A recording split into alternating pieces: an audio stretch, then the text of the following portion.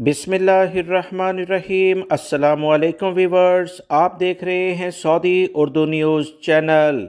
Saudi Arab में मस्जिद नबवी सल्लल्लाहु अलैहि वसल्लम की इंतज़ामिया की जानिब से अहम तरीन एलामिया जारी किया गया है, जिसके मुताबिक मंगल 4 अप्रैल यानी आज से मस्जिद नबवी में आने वाले तमाम ज़ायरीन और दीगर मुसलमानों को इस बारे में आगाह किया जा रहा है कि आखिरी अशरे में एतकाफ़ के लिहाज से जिस किसी ने भी रजिस्ट्रेशन करानी है वो करवा ले। मस्जिद नबवी सल्लल्लाहु अलैहि वसल्लम की इंतज़ामिया ने कहा कि ज़ायरीन ऐप्स के ज़रिए एतकाफ़ की दरख्वास्तें वसूल की जाएंगी। जो शख्स एतकाफ़ का ख्वाहिशमंद हो वो ज़ायरून ऐप्स के ज़रिए इंदराज कराए। मस्जिद नबवी सल्लल्लाहु अलैहि वसल्लम की इंतज़ामिया का मज़ीद कहना है कि एतकाफ़ के इजाज़तनामा मुकर्ररा जगह की गुंजाइश के मुताबिक जारी किए जाएंगे।